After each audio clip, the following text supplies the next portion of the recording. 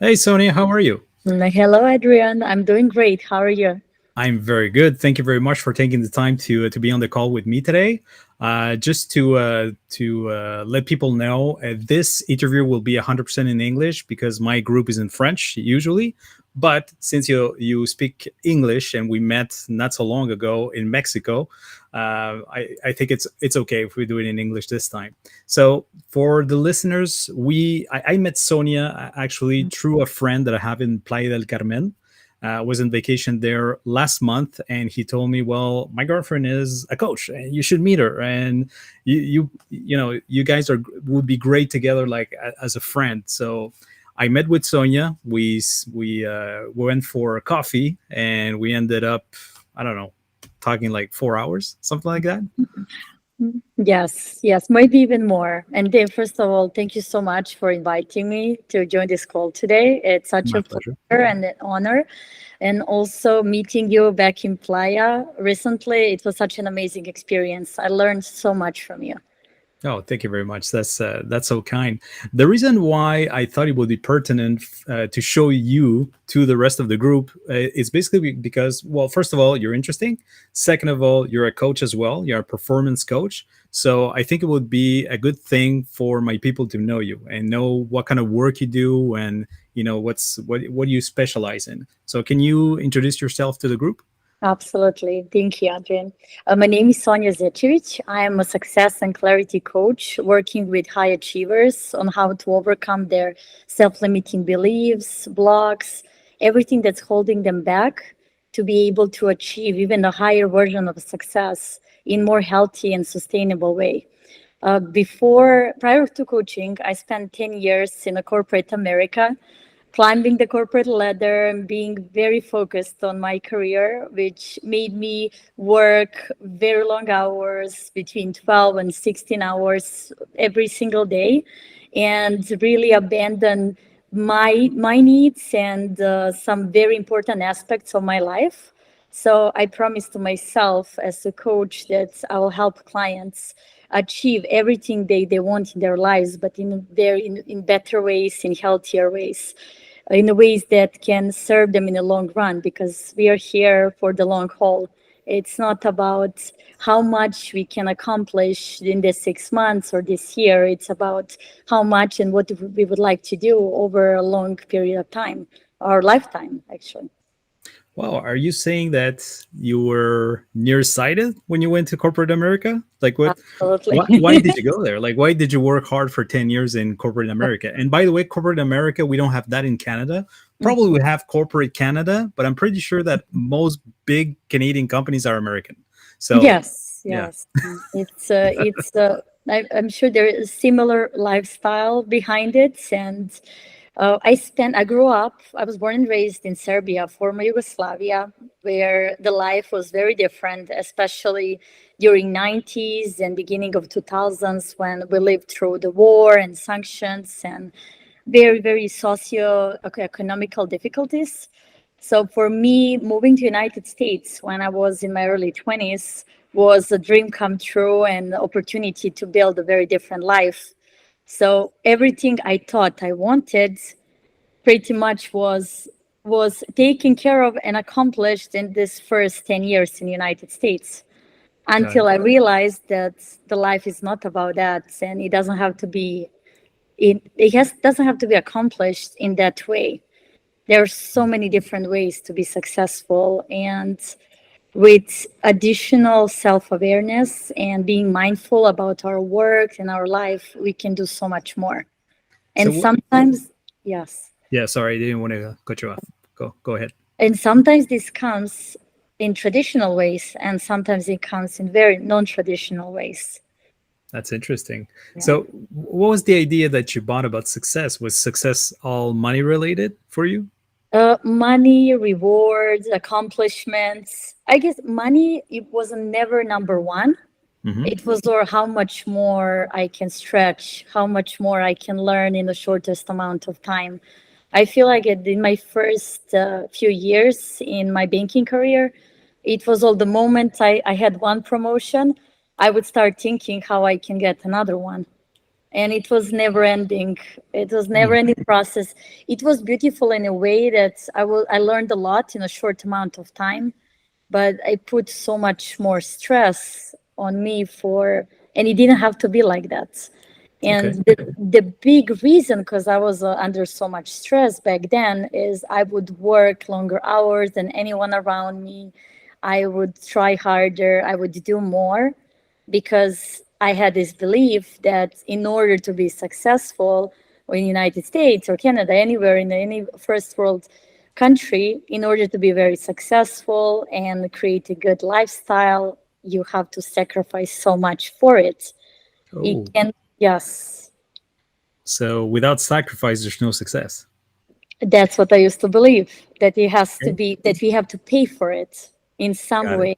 And in my specific example, that came from prioritizing my career over everything else, Hmm. and sacrificing many different areas of my life at that time. Is there really something else? I feel like when we get to do what we love, there is not. It's all together. I feel like nowadays, when both of us are very blessed, and I'm sure many people on the call, they're either there or they're trying to transition to there. When we get to do something we care about so deeply, when we really tune in into our life's mission, it's not a job anymore. It's not vocation anymore. It's simply you're living your life's purpose. Hmm. So it seems to me like you were tired of doing what you were doing, or you hit a certain wall from spending 10 years in corporate America, having the definition of success you thought you would like what happened? Like, when did you wake up and said, well, this is not what I wanted, or Yeah. this is not what I thought it was? Yes, especially right before COVID. Okay. Right before COVID, I was up for another promotion, and I remember thinking at that time, if I take on this role at this point of time, I'm not going to have a personal life anymore. It's over. So It's the more you over. were going up, the less time you had. Is that it? Yes, last time I Wow. had the more responsibilities, and especially I remember at that time the person who was leading the role and who recommended me for that specific role had 15 years more experience than me. Yes, but still believe that I should be the one who should fill in this position. Yeah. And anyways, long story short, they put hiring on freeze, and COVID started. And I remember thinking, I will never leave this job. Like, we have a great benefits, and it's such a great pay, and I have a great team, and everyone knows me. I received so much recognition. I cannot possibly leave. I wish I get laid off, because then I can actually start something different. I would give myself permission to start something different, and that's exactly what happened. I was laid off among 100 other people, and it was I cannot tell you how much freedom came for Wow. me. Yes, at that So in time. your case, instead of feeling anxiety like many people would feel when they get laid off, you actually felt freedom. Is that Yes, it? I felt relief. Yes, it Wow. was, and I finally felt free to do something I really love to do, and to pursue my dreams, at least to give it a try.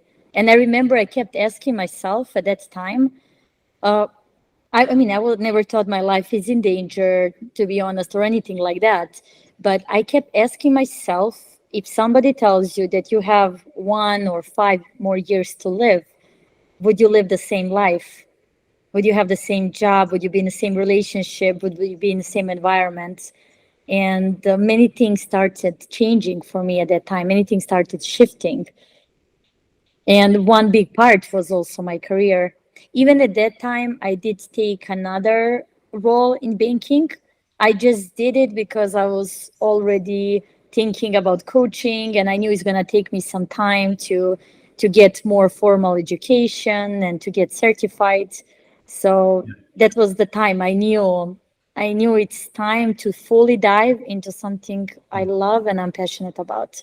So you left the banking and financial um, in financial business for coaching, but were you trained as a coach before, or you started right I, after that? I started getting trained while I was still in banking.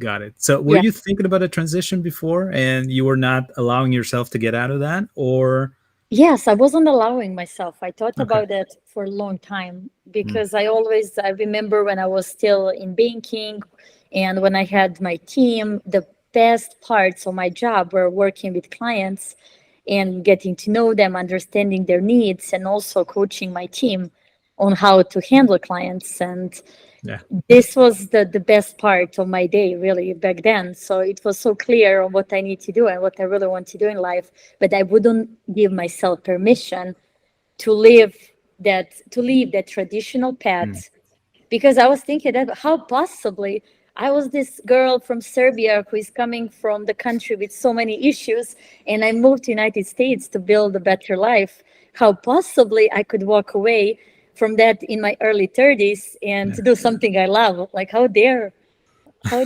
do something like that? Well, you were courageous. Like most people won't do that. They won't allow themselves to do such a thing. You mentioned the fact that it was a permission that you gave yourself, and you allowed yourself to do it. So permission and allowance are two words that come off in my language and your language as well. What's the importance of those two concepts, the two ideas of allowance and permission, to unlimit yourself and do what you really want to do and what you're passionate about? I think it's fundamental because so many times we spend a lifetime doing things that somebody else wanted us to do. Sometimes that our parents or maybe our partner or anyone who influenced us in our life. And sometimes we don't even allow ourselves to think about what we really want, what we really care about. And many times it's also pressure of society. So we don't even let ourselves explore different avenues, even play with different ideas in our head. And I cannot even tell you with how many times I had conversations with someone who is elderly. And I love asking elderly people about their life stories and about do they have any regrets. Yeah, I love that This too. is this is a common regret, like Yeah, not going for things they wanted. Sometimes that was something regarding their career or in moving to another country, another city, or the person they cared about they never asked out or they never deepened the relationship. There's so many things. yeah, And it's so important to be able to give ourselves permission to do things we really yeah, want and we really care about, because I don't think that any of us want to get to the age of 70 or 80 and look back and say, I wish I tried. I wish I gave myself permission to go for something. yeah, And also, I think big part of that is giving ourselves permission to fail as well. You yeah. know, It's a big one. I struggled with this for many years, Yeah, just giving myself permission to fail and to understand that as long as I go for what I want and as long as I do my best, that even if the outcome is not what I really wanted, it doesn't matter. I'll still learn so much throughout the process. But I give myself permission to fail so I can actually succeed. yeah. Well, can you really succeed if you don't fail? Absolutely not. Hmm. I That's think we have to. that's one of the paradoxes. Yes, it is. And it's so important. It's the most important. Every successful person on this planet failed numerous times in something they really wanted to do before they succeeded. And there's that quote. It's like the something like the winner is not the one who never failed, is the one who failed numerous times and kept trying. Yeah, exactly. I think we spoke about that when we were in Mexico. Well, you're still in Mexico, but I'm not.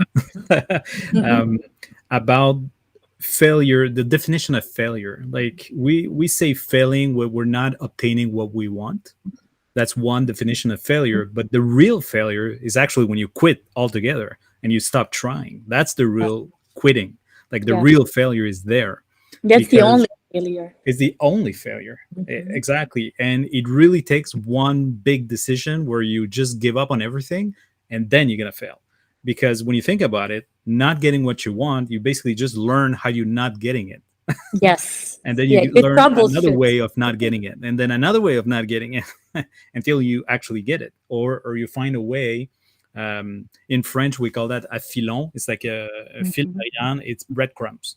It's mhm. basically Yeah, breadcrumbs. I love So that. you're not Oh, failing, you're just finding breadcrumbs that you go like, well, this might lead to this, and this might lead to this, and then it leads to success at the end of the road, but you have to follow that road. And I think it's a really fair point that we don't, as entrepreneurs, one of the biggest limitations that we have is that we don't want to make mistakes, and it's absolutely necessary to make mistakes in order to succeed, because we cannot know what it is to succeed if we don't have a perspective of not succeeding many yeah, many many times. I couldn't agree more. Cool. This is so important. And I remember one of the famous entrepreneurs, Sarah Blakely. She spoke about how growing up, every night at the dinner table, her dad used to ask them what they failed that day, because he wanted the kids to be excited about trying different things and new things and failing, quote unquote, in them.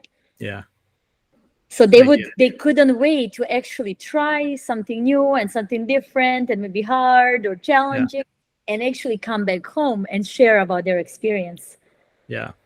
I have a sweet and sour.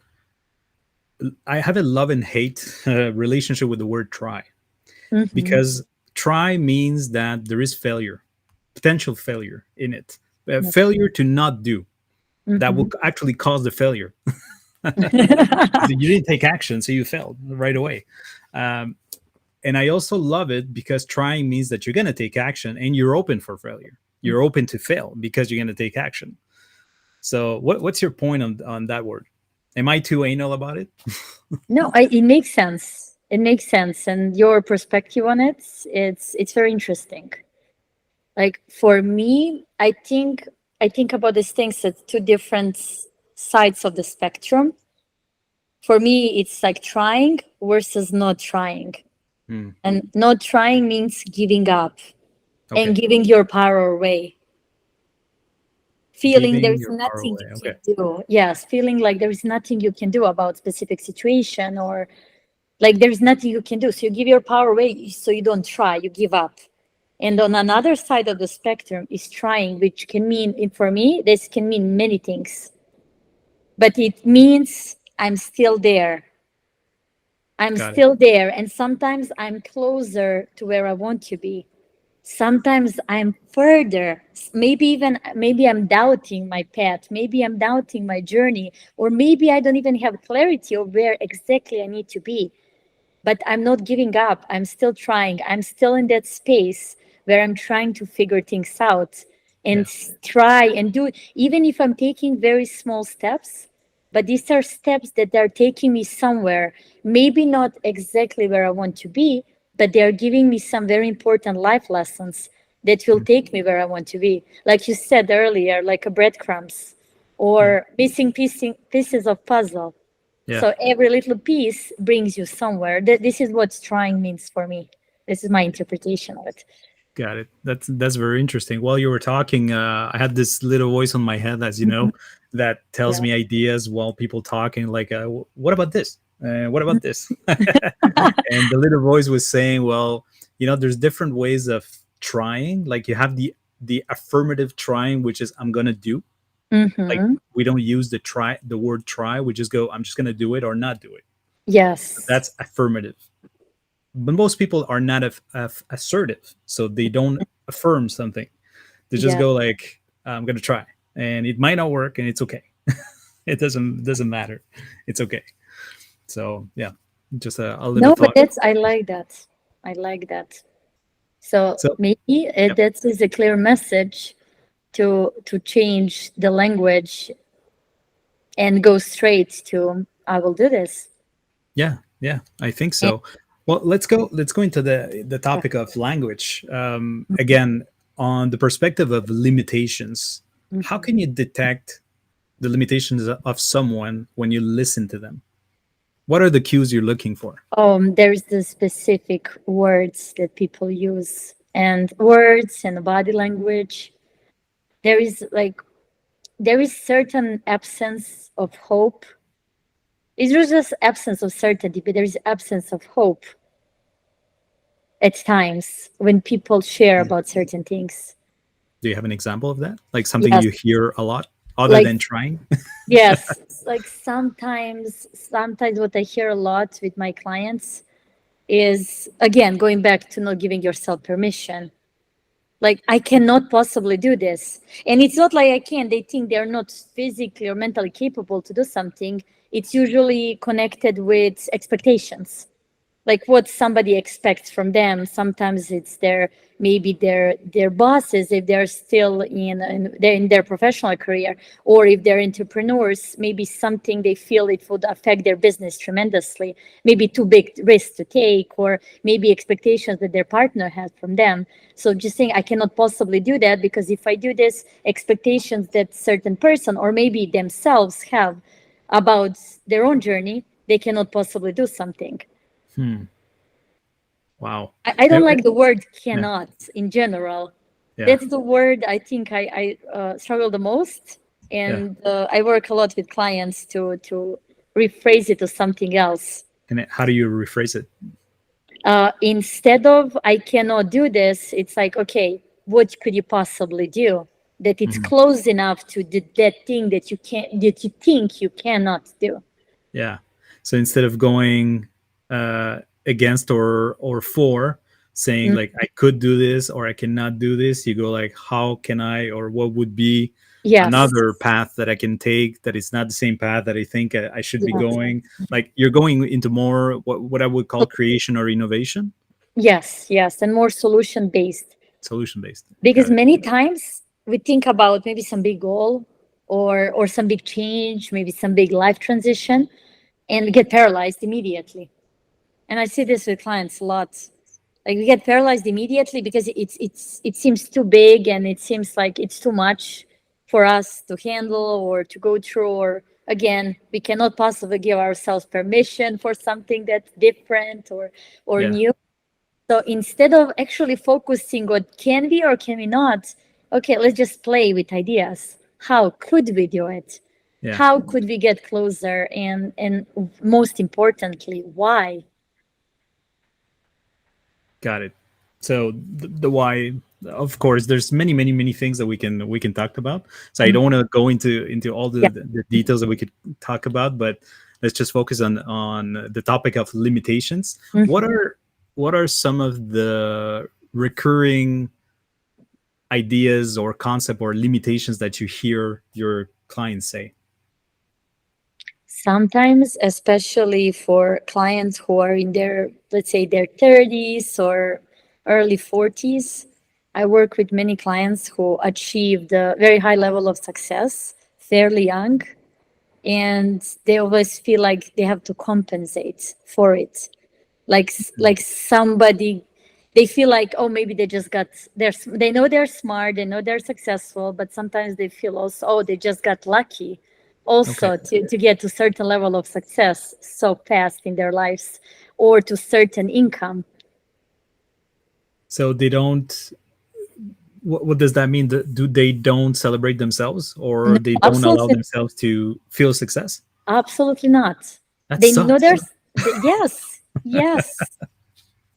Yes, I have this amazing client who is in his actually late 20s, very successful and amazing human being. There is still part of him that he feels like, oh, everything he did, first of all, he feels it's not enough. That's the first thing. He feels like he could do so much more by this time. Like so many clients, as this specific client in place, like always compares himself to people who did more.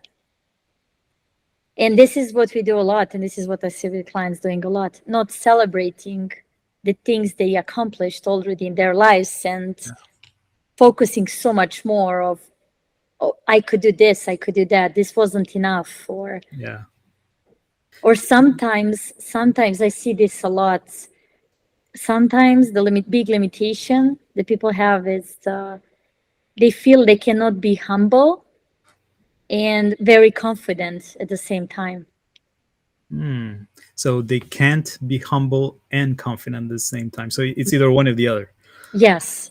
So many Okay. times they would minimize their success in order to be humble. Yeah.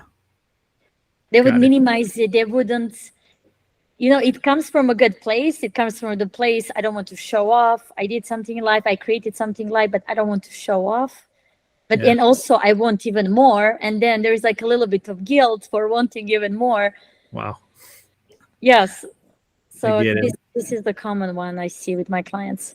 Wow. What would be the second one that you see? The second one I see, I would say, I mean, all these things are tied often to the self-worth. Yeah. I didn't want to say it, but it's But it pretty much is. It everything is goes back. connected to that. Yeah. Yes, it always goes back to that. Yeah.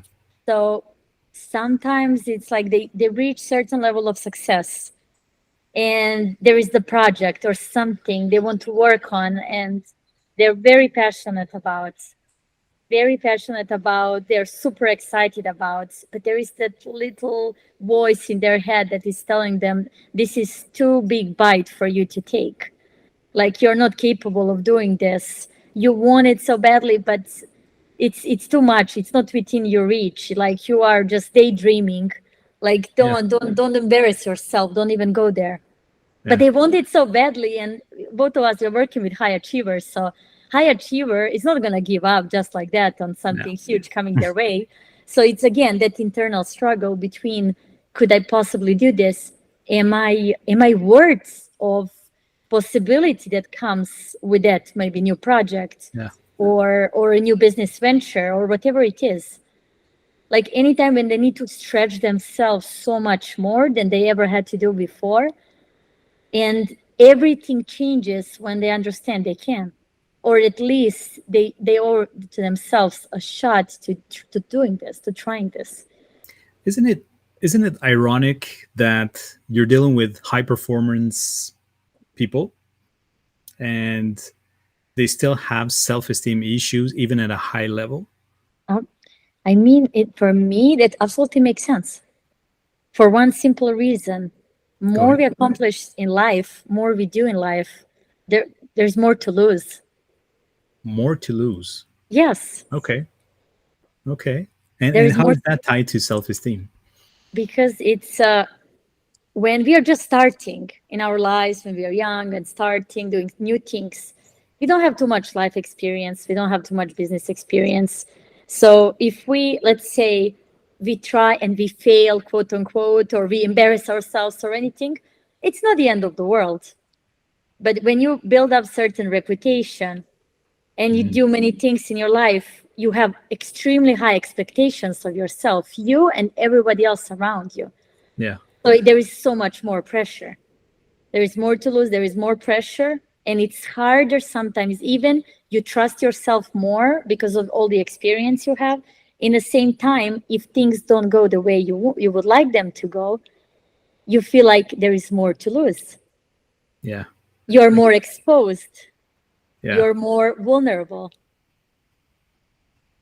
Got it. there are more eyes on you. I get it. And that brings me to another limitation, which is what do you think people thinking? I mean, how is that important? What other people think? Yes, I mean, it goes, unfortunately, it Mm. always goes back to this. We are conditioned for so many things. And the big one of the big ones, it's really acceptance. Mm.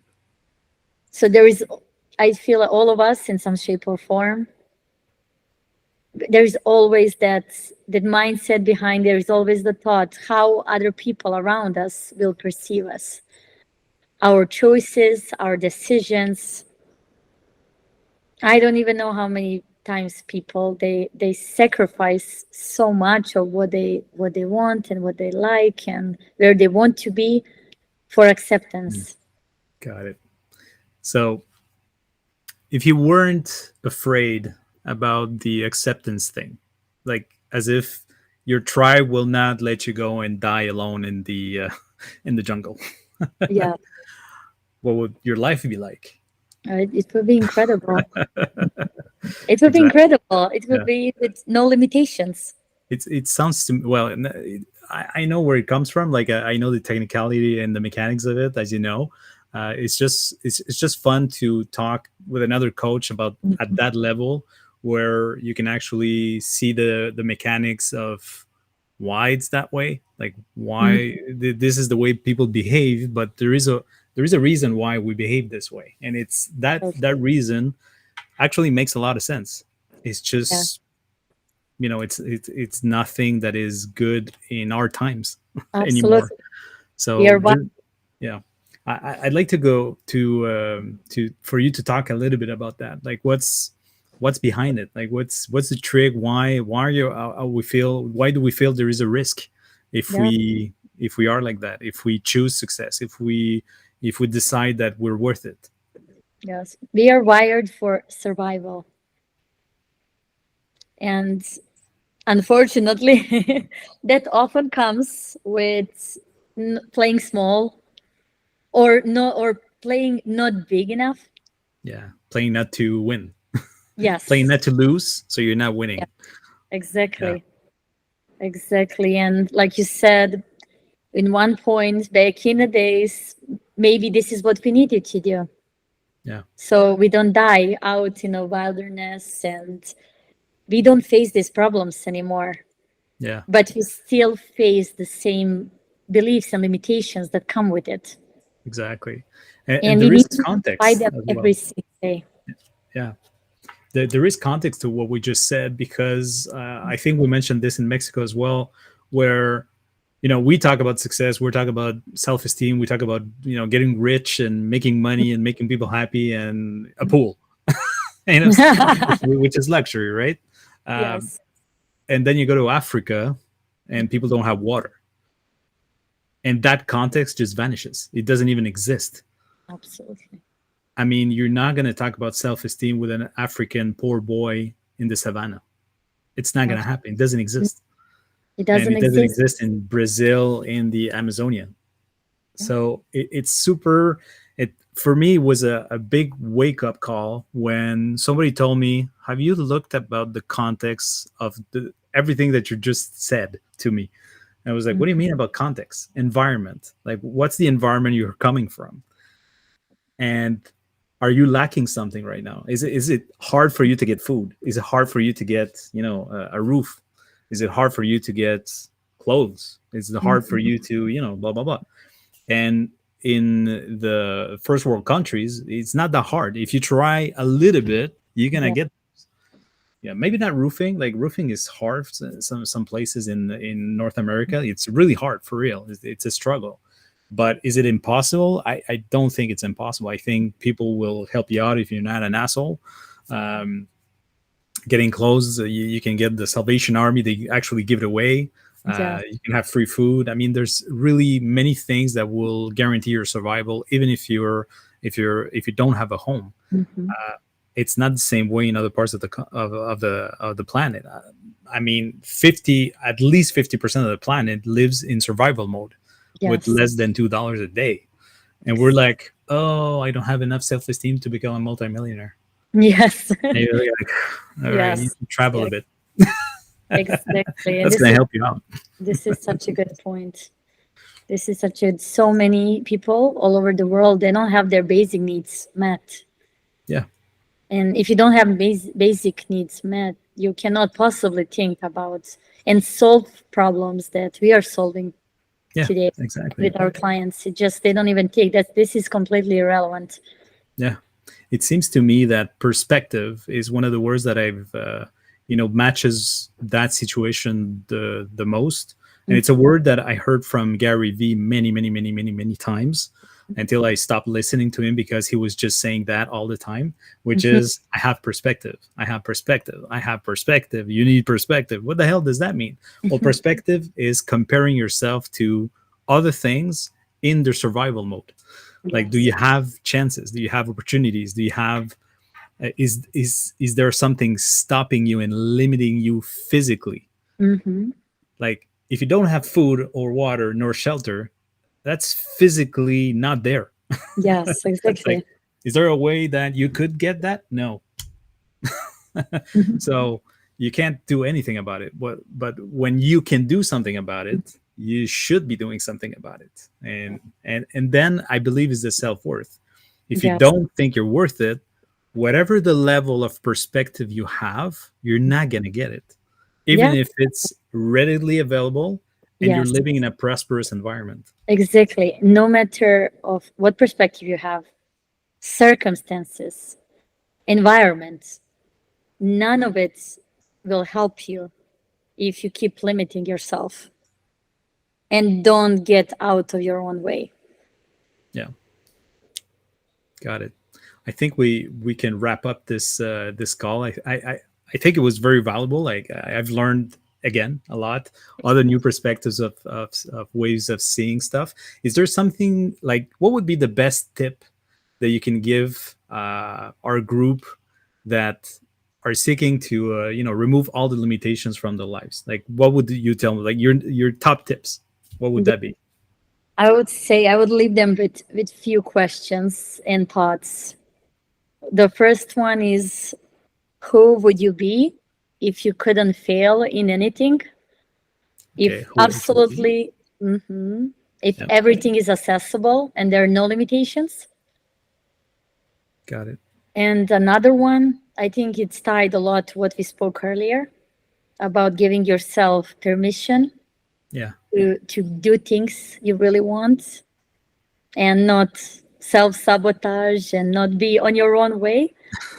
It's really and understanding that if we get to make happy 8-year-old version of us yeah. and 8 years old version of us, we lived a good life.